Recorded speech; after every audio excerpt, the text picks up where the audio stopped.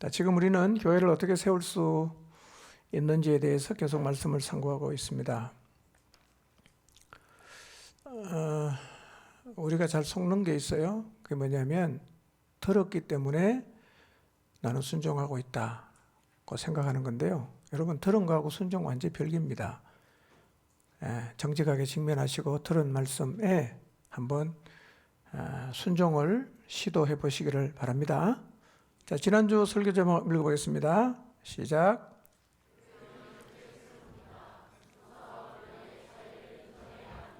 예, 소리가 지난주보다 한 4분의 1밖에 안 나오는데요. 좀 크게 좀 합시다. 시작.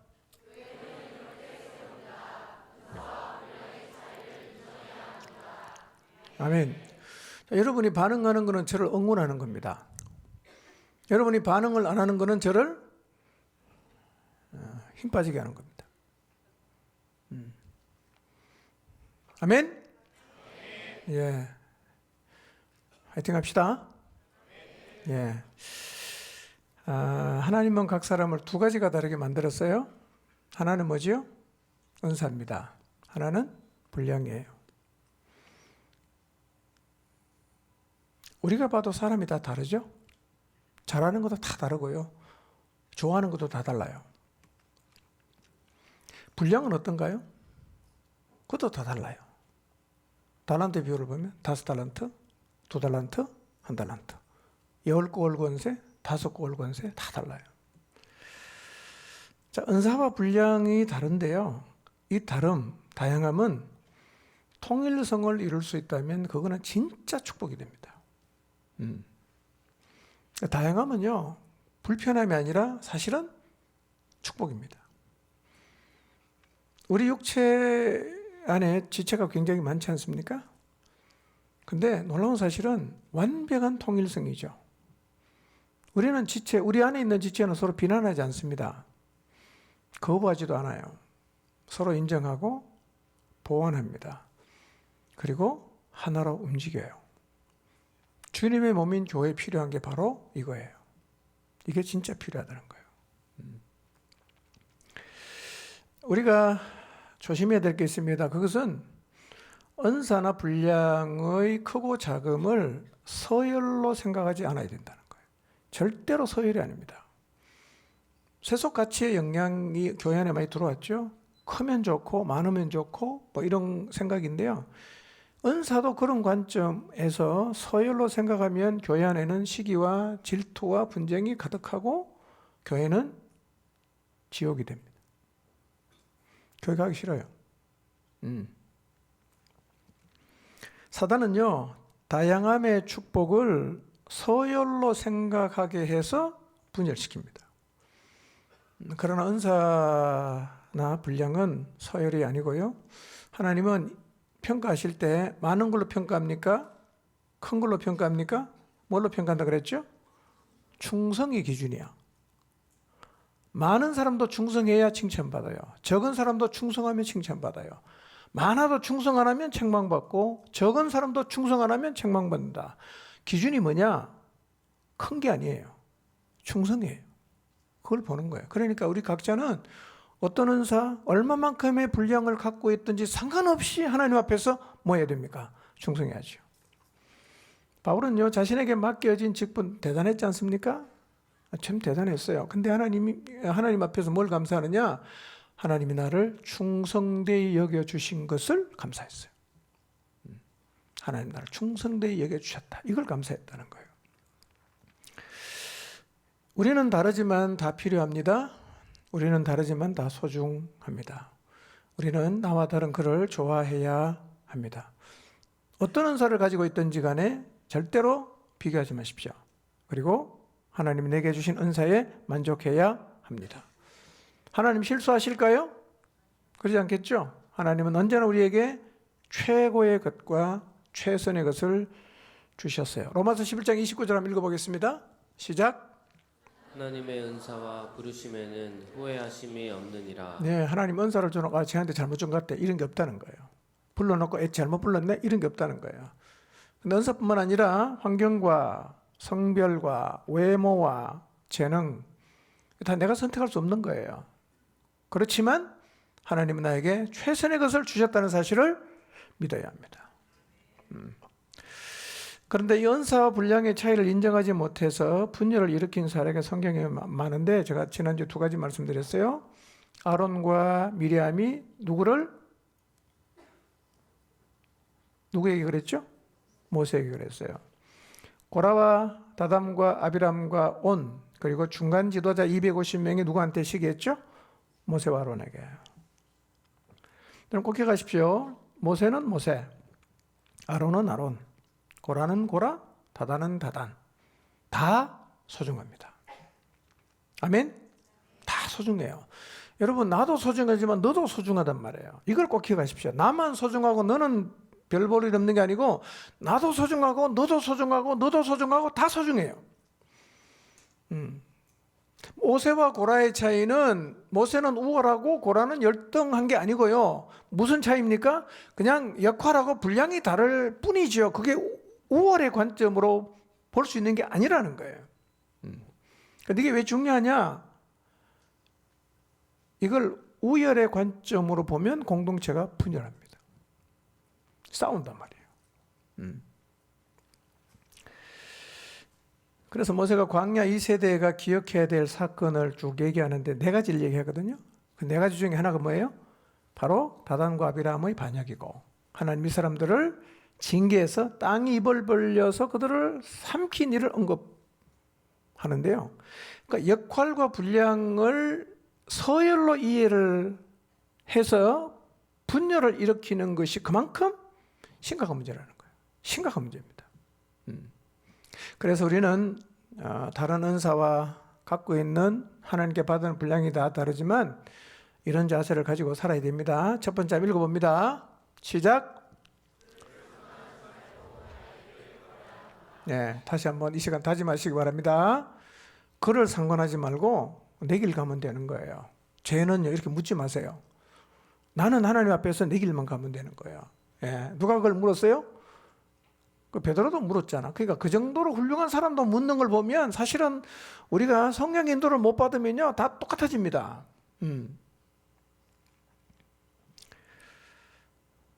그도 소중하고 나도 소중해요. 꼭 기억하시기 바랍니다. 나는 별 볼 일 없고 너는 소중하고 이래도 안 되고요. 나는 소중하고 너는 별 볼 일 없고 이래도 안 됩니다. 나도 소중하고 너도 소중해. 우리 다 소중한 거예요. 두 번째 읽어봅시다. 시작. 네. 고린도전서 3장 3절에서 7절인데 읽지는 않습니다. 바울도 아볼로도 하나님이 왜 보냈냐? 고린도인을 믿게 하려고 보냈어요. 그러니까 바울도 사역자고 아볼로도 사역자죠. 바울은 주로 어떤 일 합니까? 심는 일이에요. 전도했어요. 아볼로는요 물을 줬어요. 가르쳤어요. 누가 잘하겠습니까? 하나님이 잘하겠다. 그 다음에 이렇게 말하지 않습니까? 심는 자도 물 주는 자도 아무것도 아니다. 누가 전부냐? 잘하게 하시는 하나님이 전부다. 이렇게 말을 하는 거예요. 하나님이 전부예요. 우리는 다 수종드는 사람이니까 우리끼리 막 네가 높네 내가 높네 네가 크네 내가 크네 하는 것은 마치 도토리 키지기하고 똑같다는 거예요. 할 필요가 없는 거예요. 하나님 그걸 보시면 기가 차겠죠. 기가 차단 말이에요. 다른 사람을 부러워하거나 시기나 질투하지 말고 우리는 하나님의 동력자임을 기억하고 우리는 격려해야 됩니다. 응원해야 됩니다. 축복해야 됩니다. 손에 손을 맞잡고 내게 주신 분량, 역할을 잘 감당해야 합니다. 아멘? 그렇게 사시기 바랍니다. 자, 옆 사람을 쳐다보시고 너도 소중하구나. 근데 나도 소중해. 이렇게 말해야 됩니다. 넌 필요 없어. 이렇게 하면 안 됩니다. 자, 오늘은 교회를 세우는 세 번째 방법에 대해서 말씀을 드리겠습니다. 자, 설교 제목 읽어봅니다. 교회를 어떻게 세우냐? 세 번째 읽어봅니다. 시작.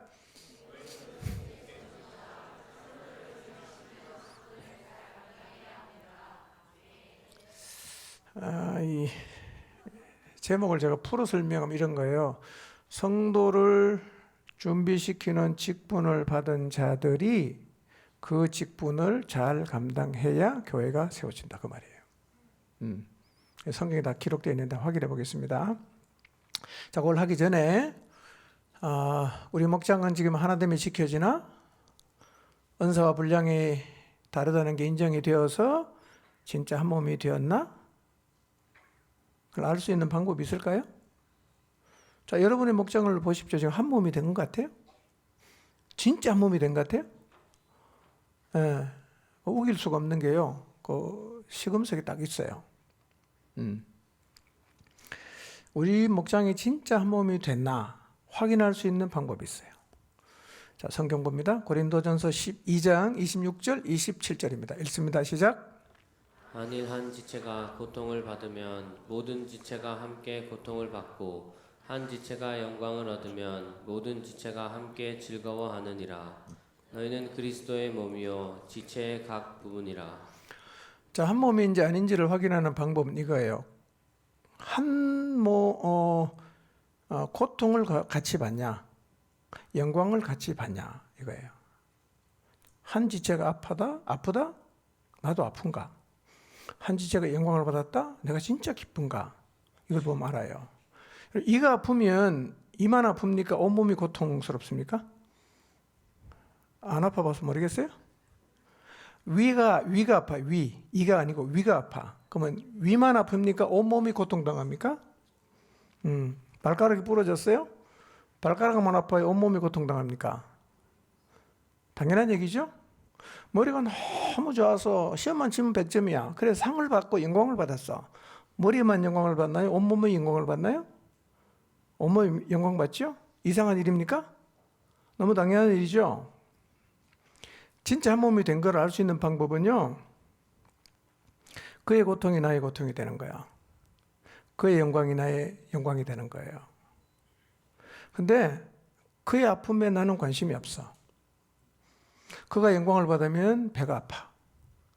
함께 웃질 않아. 함께 울지도 않아. 한 몸입니까? 아니에요. 남남이에요. 여러분, 가족 중에 한 명이 아프면 다 아파하잖아요. 가족 중에 한 명이 영광을 받으면 진짜 기뻐하잖아요. 한 가족이니까요. 그러나 그런 마음이 하나도 없다. 아파도 안 아프다. 잘 되면 오히려 배 아프다. 정확하게 한 몸이 아니라는 말입니다. 이 말씀에 비추어서 우리 목장은 하나가 되었나? 한번 돌아보시기 바랍니다. 각자가. 자, 교회를 세우는 두 개의 방법 제가 이제 말씀드린 하나는 뭡니까? 하나됨을 힘써 지키는 거죠. 그 다음에 은사와 분량의 차이를 통일성으로 극복이 아니고 통일성으로 우리가 이제 다름의 축복을 누리는 건데요. 이게 다 뭐하고 관계 있어요? 관계랑 관계 있는 거예요. 관계. 교회를 세운다는 건 뭘 하는 거예요? 서로의 관계를 말하는 거예요. 나는 목장에 아무도 나하고 관계가 없다. 이거는 교회가 안 세워진 거예요. 그러니까 다양한 은사를 가진 사람이 하나됨을 지켜나가면서 교회를 세워간다는 얘기는 이미 우리가 서로 관계가 있어졌다는 얘기예요. 예. 만약에 여러분 서로 지금 뭐 별로 상관을 안 하고 있다면 여러분 목장은 안 세워진 거예요. 자, 그런데 오늘 제가 말씀드릴 교회를 세우는 세 번째 방법은 조금 다른 측면이에요. 첫째와 둘째가 관계성에 방점을 찍었다면 셋째는 어디에 방점을 찍냐? 사역에다가 방점을 찍어요. 사역. 하나님은요, 교회를 세우기 위한 목적으로 사역자를 세웁니다. 직분자를 세웠다는 거예요. 자, 11절을 한번 보겠습니다. 누구를 세웠냐? 그걸 소개하고 있어요. 시작. 그가 어떤 사람은 사도로, 어떤 사람은 선지자로, 어떤 사람은 복음 전하는 자로, 어떤 사람은 목사와 교사로 삼으셨으니. 12절을 보면 이렇게 말합니다. 왜 세웠냐? 이는 성도를 온전하게 하여 봉사일을 하게 하며 그리스도의 몸을 세우게 하려 하시면 이렇게 말하거든요. 이건 뒤에가 설명하겠지만, 그러니까 하나님께서 교회를 세우기 위해서 누굴 세웠다는 거예요? 직분자를 세웠다는 거예요. 네 가지를 얘기해요. 사도, 선지자, 복음 전하는 자, 목사와 교사예요. 자, 근데 11절 처음에 보니까 누가 이런 직분을 줬다고 말씀하고 있습니까? 그가 누구예요? 앞에서 우리가 확인해 봤죠? 내려오셨다가 하늘 위에 올라가신 분이에요. 누굽니까? 예수님이라는 거예요. 그럼 교회를 세우는 직분은 누가 준 거예요? 예수님이 준 거예요. 예수님이 세웠다는 거예요. 예, 이걸 우리가 인정을 해야 되는 겁니다. 예. 자, 그러면 교회를 세우기 위해서 해야 될 일이 뭐냐면 세우는 일에 부름받은 사람이 자기 역할을 잘 해야 됩니다. 여러분의 목장도요, 목장을 세우는 일에 부름받은 사람이 자기 역할을 잘하면 목장이 세워지고 자기 역할을 내팽개치면 안 세워집니다. 자, 그 얘기는 제가 이제 뒤에 가서 할 텐데요. 자, 네 가지 직분을 간단히 한번 좀 뭘 의미하는지를 확인해 보도록 할 텐데요. 네 개의 직분 중에 오늘날 존재를 안 하는 게 두 개가 있고 오늘날까지 존재하는 게 두 개가 있어요. 간단히 좀 살펴보겠습니다. 오늘날 존재하지 않는 직분이 두 개입니다. 첫째 뭐냐? 사도예요. 사도. 이 사도라는 말은요, 아포스톨로스라는 헬라 말인데요. 이런 뜻입니다. 보내심을 받은 자, 이런 뜻이에요. 보내심을 받은 자. 자, 보내심을 받은 자라고 하면 광의적으로 해석을 하면 우리도 다 보내심 받았죠. 그거 다 사도라고 말할 수도 있어요. 그러나 사도라고 했을 때는 직분적으로는 초대교회 12제자를 지칭하는 거예요. 12제자만 사도예요. 예. 근데 성경을 기록할 당시에는 사도가 실제로 있었어요. 지금은 없죠. 자, 가룟 유다가 죽은 다음에 새로운 제자 뽑았죠? 누가 뽑혔죠? 마띠아가 뽑혔어요. 근데 이때 조건이 있어요. 아무나 뽑은 게 아닙니다. 조건이 이겁니다. 예수님의 공생의 전체를 함께 하고 예수님의 부활과 성천을 직접 목격한 사람이에요. 이 사람만 사도가 된단 말이에요. 여러분 예수님과 함께 사역했습니까? 부활을 목격하셨어요? 주님 성천하신 거 보셨어요? 못 봤죠? 여러분 사도 시대가 끝난 다음에 사도들의 제자들의 시대를 어떻게 부르냐면 속사도 시대라고 합니다. 속사도 시대.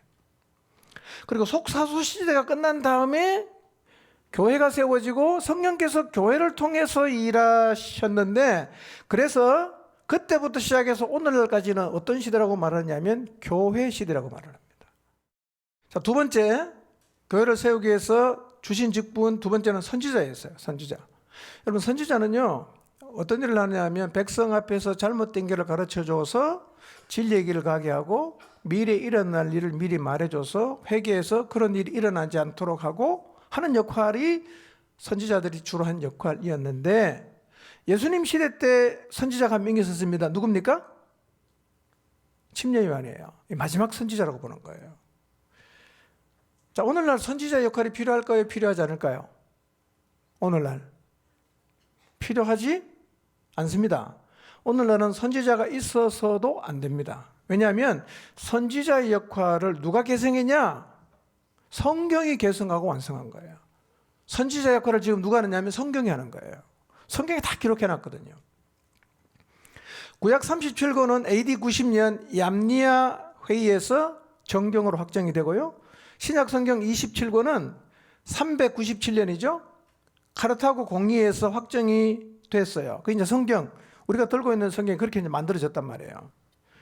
이 성경은요, 진리의 말씀인데 뭘 기록했냐? 죄가 뭐냐? 뭘 조심해야 되냐? 계시록을 보면 장차 미래에 어떤 일이 일어나느냐까지 다 기록되어 있기 때문에 지금 이 시대에 선지자가 갑자기 나타나서 성경에 없는 얘기를 막 그냥 하나님 말씀하셨다고 말하면 굉장히 위험합니다. 자꾸 뭐 기도원에 가서 예언받고 이런 거 하지 마세요. 예, 그거 다 위험한 거예요. 굉장히 위험한 거예요. 예. 성경이면 충분하고 계시가 완성이 됐기 때문에 이제는 선지자 역할을 누가 합니까? 성경이 하는 거예요. 그래서 선지자의 직분은 오늘날은 존재하지 않습니다. 자, 그러면 오늘날도 존재하는 직분이 있어요. 세 번째가 뭐죠? 복음 전하는 자예요.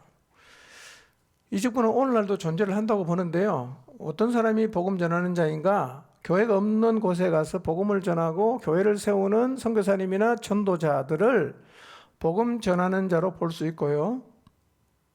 그런 타이틀이 없지만 복음을 전하는 모든 사람을 복음을 전하는 자로 볼 수가 있어요. 그게 이제 복음 전하는 자예요. 네 번째 직분이 뭐죠? 오늘 우리가 이제 이 부분을 집중적으로 좀 볼 텐데요. 네 번째가 목사와 교사입니다. 이 직분은 오늘날 존재합니다. 그리고 목사와 교사는요, 정관사 하나에 두 단어가 묶여 있어요. 그러니까 이거는 두 사람을 말하는 게 아니라 한 사람을 의미하는데, 그러니까 목사는 교사여야 한다. 자, 그런 의미이기도 합니다. 자, 그러면 교회 세우는 직분이 4개가 있었는데 2개 이제 없잖아. 그럼 2개밖에 없을까요? 그렇지는 않습니다. 교회를 세우는 직분이 여러분이 갖고 있는 모든 은사는 교회를 세우는데 사용이 돼야 되는데, 교회를 세우는데 정말 중요한 역할을 하는 직분 중에 대표적인 것 한 가지가 있습니다. 에베소 4장 16절을 한번 봅시다. 시작.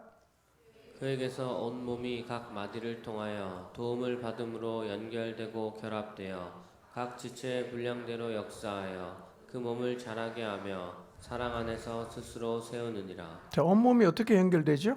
뭐를 통해서? 마디라는 마디. 이 마디라는 직분이 교회 안에 있는데 우리가 마디로는 부르지 않고 뭐라고 주로 부릅니까?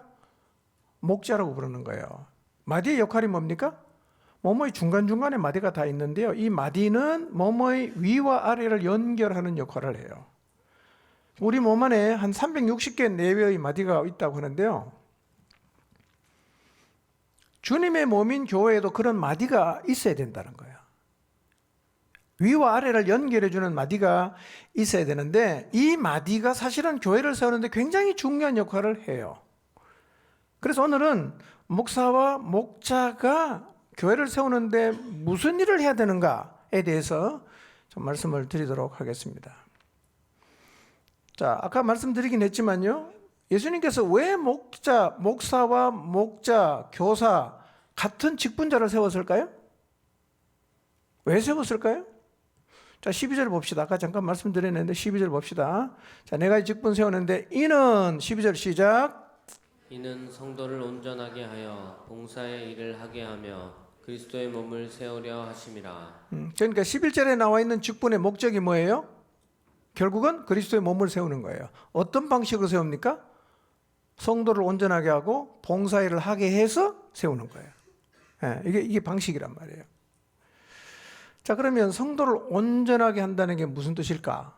온전하게 한다는 말은요, 카타르티스모스라는 말인데요. 이런 뜻이 있어요. 준비, 갖추기, 회복. 그런 뜻이에요. 준비시킨다, 갖추게 한다, 회복시킨다. 이게 온전하게 한다는 말이거든요. 자, 그래서 12절을요, 표준 세번역은 이렇게 번역했습니다. 읽어봅니다. 시작. 그것은 성도들을 준비시켜서 봉사의 일을 하게 하고 그리스도의 몸을 세우게 하려고 하는 것입니다. 자, 그러면 잘 보세요. 교회를 세우려고 하면 어떤 일이 선행돼야 됩니까? 성경에 보세요. 뭘 해야 된다? 성도들을 준비시켜야 된다는 거예요. 성도들을 준비시켜야 된다. 여러분, 하나님의 사람은 저절로 세워지질 않아요. 누군가가 돌봐야 되고 누군가가 준비시켜 줘야 합니다. 누군가가 그를 돌보고 준비시켜 줄 때 비로소 어느 순간 자기가 하나님께 받은 은사와 분량을 따라 봉사하는 자리에 서게 된다는 거예요. 그러니까 교회에 하나님이 교회사라고 준 목사나 목자나 교사나 양육인들이 자기 역할을 충실히 감당해서 사람을 준비시키는 일을 계속하면 교회가 건강하게 세워지지만, 이 사람들이 자기 역할을 제대로 안 하면 교회는 안 세워집니다. 성경이 그랬죠? 12절 다시 보여주세요. 자, 세운 목적은 교회 세우는 거예요. 어떻게 세웁니까? 성도를 준비시켜야 돼. 성도를 준비시켜야 돼요. 저절로 준비됩니까? 여러분, 애 낳으면 저절로 큽니까?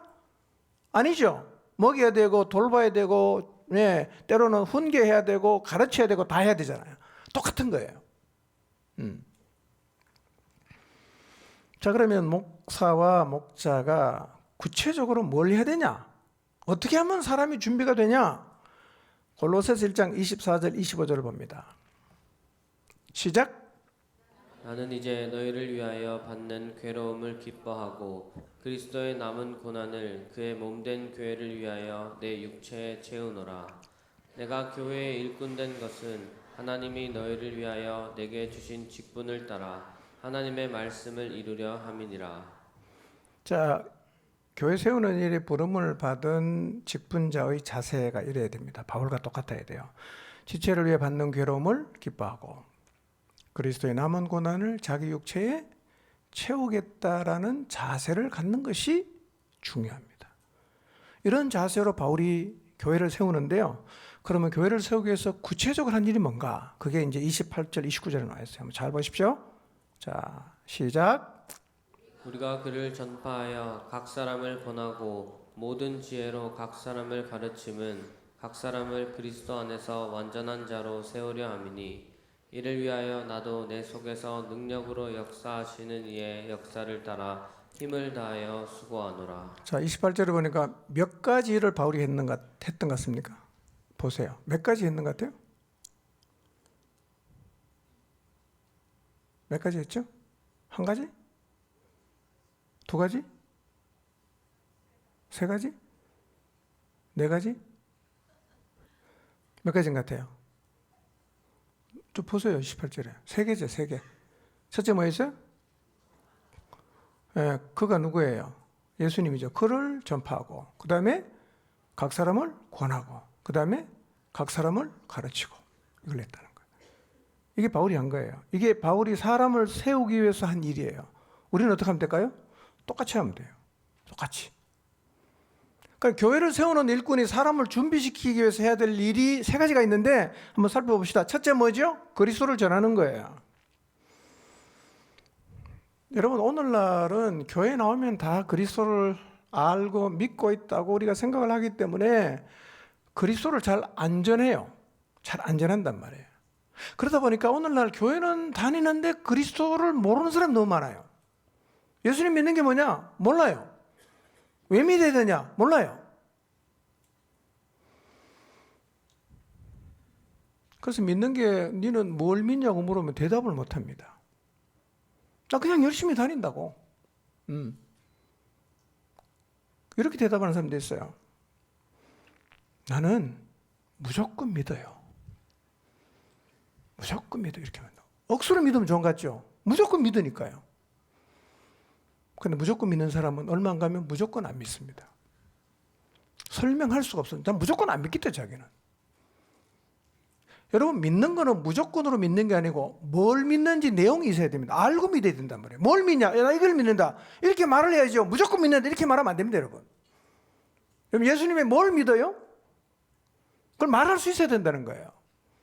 뭘 믿는지를 말할 수 있어야 진짜 믿는 거고요. 뭘 믿는 건지 말을 못하면 사실은 그 굉장히 부족하기도 하고 위험하기도 합니다. 내용을 모르는데 어떻게 믿어요? 근데 그런 사람이 왜 교회 안에 많으냐? 그리스도를 제대로 안 가르쳐 줬어요. 본인도 배우는데 관심이 없고, 그 다음에 잘 안 가르쳐 주다 보니까 교회는 나와서 신앙생활하는 모습을 어깨너머로 배우긴 하는데 믿는 게 뭔지를 물으면 대답을 못 한단 말이에요. 이게 안타까운 거예요.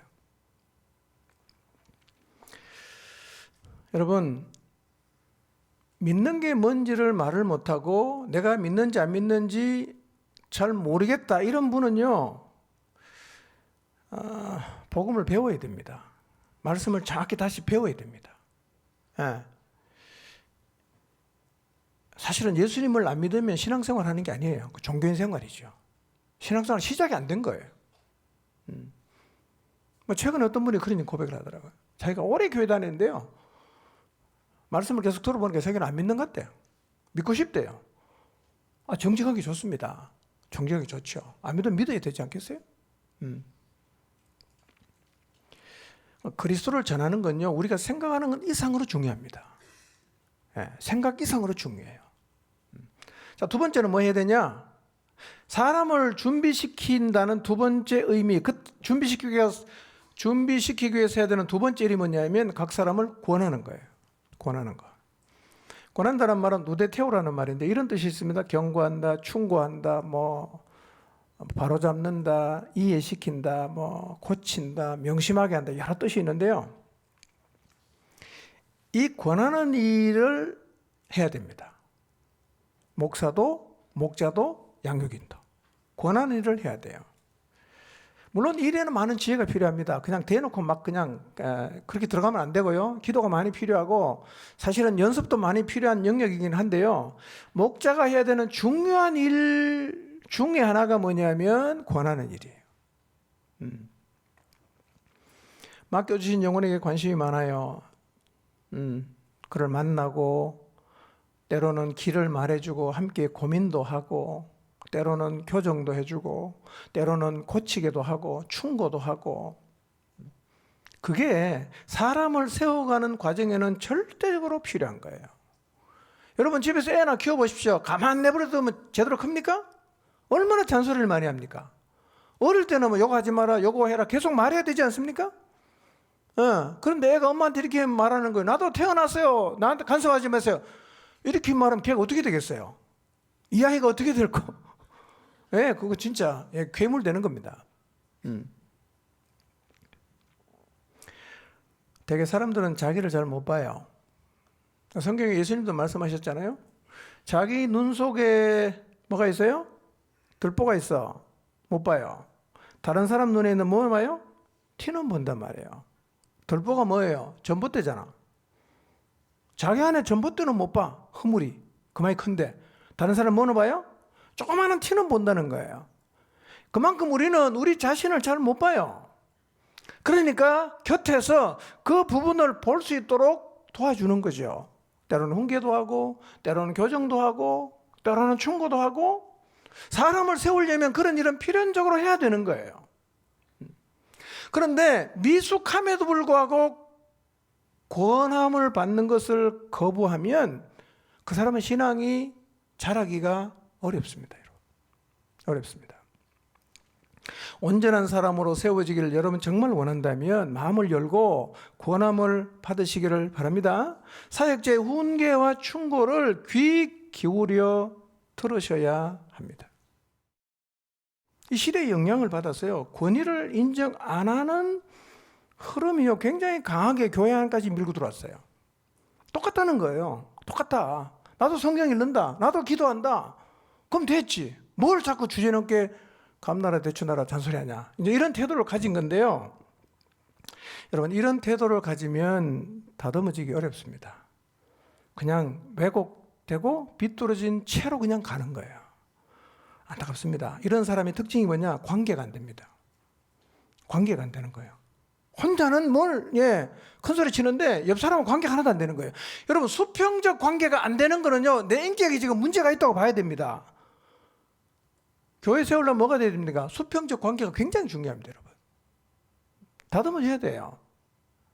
자, 성경은 뭐라고 말할까? 진짜 누군가를 구원하는 게 필요 없는 일이거나 진짜 주제 넘은 일인가? 성경은 이렇게 말해요. 데살로니가전서 5장 12절에 14절을 봅시다. 좀 빨리 읽읍시다. 시작.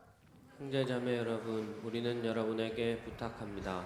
여러분 가운데서 수고하며 주님 안에서 여러분을 지도하고 훈계하는 이들을 알아보십시오.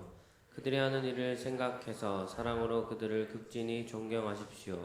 여러분은 서로 화목하게 지내십시오. 형제자매 여러분, 여러분에게 권고합니다. 무질서하는 사람들을 훈계하고 마음이 약한 사람을 격려하고 힘이 없는 사람을 도와주고 모든 사람에게 오래 참으십시오.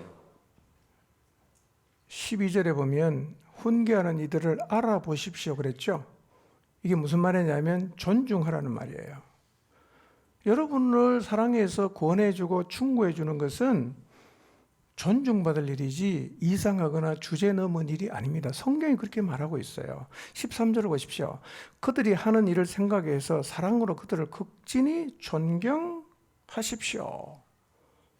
예, 극진히 존경하라. 14절 보세요. 다 이게 다른 사람 인생에 끼어들라는 얘기입니다. 무질서하게 사는 사람 훈계해라. 마음 약한 사람 찾아가서 격려해줘라. 힘이 없는 사람 도와줘라. 다 뭐예요? 다른 사람의 삶에 개입하라는 얘기 아닙니까? 도와주라는 얘기예요. 권해주라는 얘기입니다. 세워주라는 얘기예요. 그렇게 해야 교회가 세워진단 말이에요. 다 자기가 알아서 하는 게 아닙니다, 여러분. 성경을 읽어보세요. 뭐라고 기록했는가? 여러분, 훈계와 권함을 받는 것은 우리 각 사람이 세움을 받는데 꼭 필요한 일입니다. 이걸 잊지 마시길 바랍니다. 예.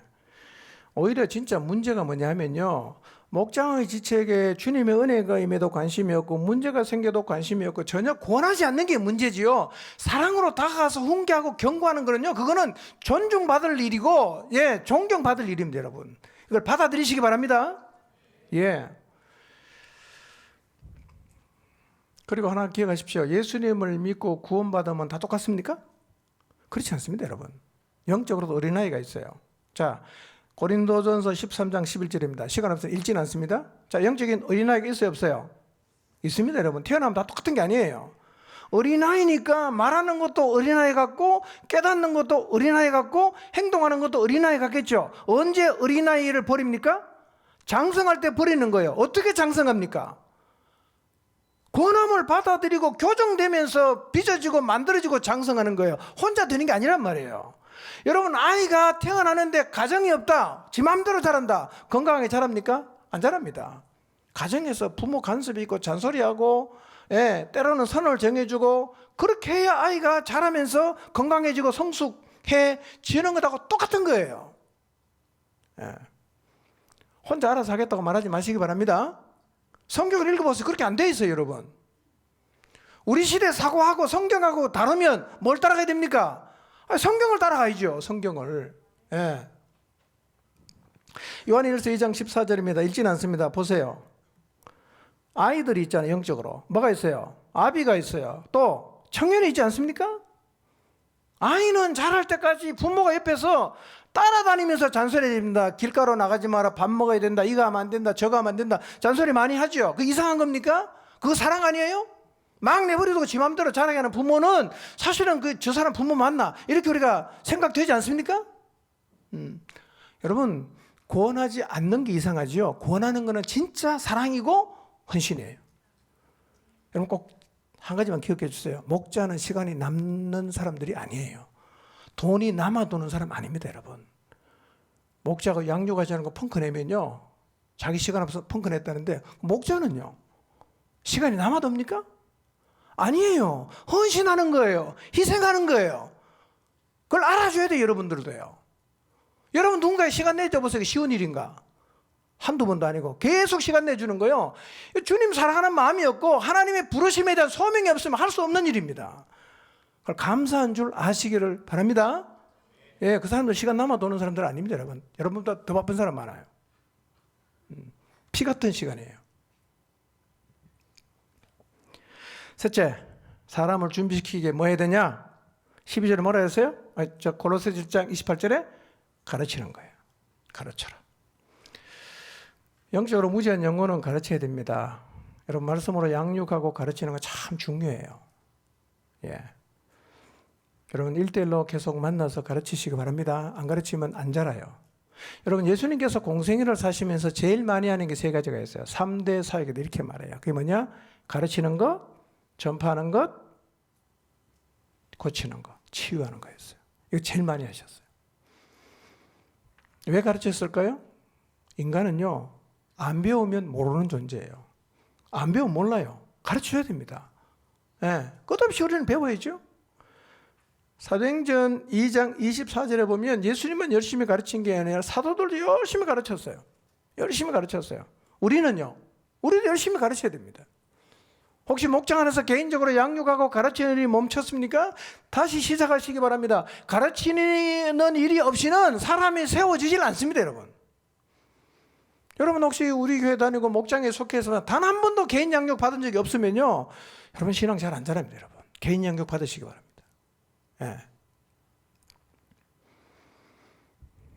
고린도전서 3장 5절 7절 어제 봤지만 다시 한 번 더 봅니다. 바울은 권하는 일과 가르치는 일을 힘을 다해 수고한다고 골로새서 1장 29절에서 말했는데요. 자, 바울은 심었죠. 이게 뭐라 그랬어요? 전도하는 거예요. 아볼로는 물을 줬죠. 이게 뭐 하는 거죠? 가르친다는 거예요. 여러분, 물 심어놓고 물 계속 주면 어떻게 됩니까? 자라지 않습니까? 우리가 가르치는 일을 계속하면 우리가 자라게 하는 건 아닌데 누가 자라게 합니까? 하나님이 자라게 한다는 거예요. 가끔 이런 생각이 들 때도 있어요. 얘는 진짜 이만큼 가르쳐도 한 개도 안 변하는 것 같아. 그런 생각이 들 수도 있어요. 자, 마가복음 4장 26절에서 28절입니다. 이제 마무리합시다. 읽지는 않습니다. 눈으로 읽으세요. 씨를 뿌리면 농부가 그 밭에서 싹이 올라올 때까지 계속 앉아서 기다립니까? 안 그렇게 하죠? 뭐 합니까? 집에 가서 자요. 근데 씨 뿌려놓고 농부는 자지만 자고 깨고 하는 중에 씨가 어떻게 됩니까? 나요. 싹이 나요. 그리고 자란다는 거예요. 어떻게 자랐는지는 설명이 안 돼. 똑같은 거예요. 나는 계속 하나님 말씀 가르쳤어요. 그리고 집에 와서 잤어요. 근데 보니까 어느 순간 자라있는 거예요. 누가 자라겠어요? 하나님 자라게 하는 거예요. 자, 목사와 목자와 교사와 양육인은 하나님이 왜 불렀습니까? 뭐하라고 불렀어요? 교회 세우라고 불렀어요. 교회 세우라고. 교회 세우는 방식은 어떻게 하는 겁니까? 사람을 준비시키는 거야. 어떻게 준비한다고 말씀드렸죠? 바울이 어떻게 했습니까? 3가지 했죠. 그리스도를 전하는 일, 그 다음에 구원하는 일, 그 다음에 가르치는 일. 이거를 계속하면 어떻게 됩니까? 자라요. 열심히 개인 양육하시고 열심히 구원하시고 집에 가서 주무시기 바랍니다. 예, 나는 자도 돼요. 누가 자라게 합니까? 하나님이 자라게 하는 거예요. 지금 우리 목장에는 사람이 준비되고 있는가를 한번 생각해 보십시오. 사람이 준비되고 있나? 그 사역자들은요, 내가 하나님이 주신 그 역할을 잘 감당하고 있는가도 한번 돌아보시기를 바랍니다. 이 세월이 많이 가는데 우리 목장은 왜 이렇게 사람이 준비가 안 되나? 그나마 직분을 받은 사람이 이 일을 안 했기 때문에 그럴 수가 있습니다. 다시 한번 마음에 새깁시다. 사역자가 해야 할 일이 뭡니까? 예수님 전하는 일이에요. 그 다음에 구원하는 일이에요. 그 다음에 가르치는 일이에요. 이 사역을 충실히 하면 어떻게 됩니까? 사람이 준비돼요. 그렇게 함으로 결과는 뭐예요? 그리스도의 몸인 교회가 세워집니다. 하나님 지금도 교회가 세워지기를 정말 원하십니다. 3번째는 뭡니까? 교회 세우는 일에 부름을 받은 직분자들이 그 사명을 충실히 감당해야 합니다. 다시 한번 나를 부르신 목적을 마음에 새기고 그리고 사람 세우는 일을 충실히 감당해서 작게는 여러분의 목장인 작은 교회가 크게는 포정층 공동체 전체가 아름답게 세워져 가기를 주님의 이름으로 축원합니다.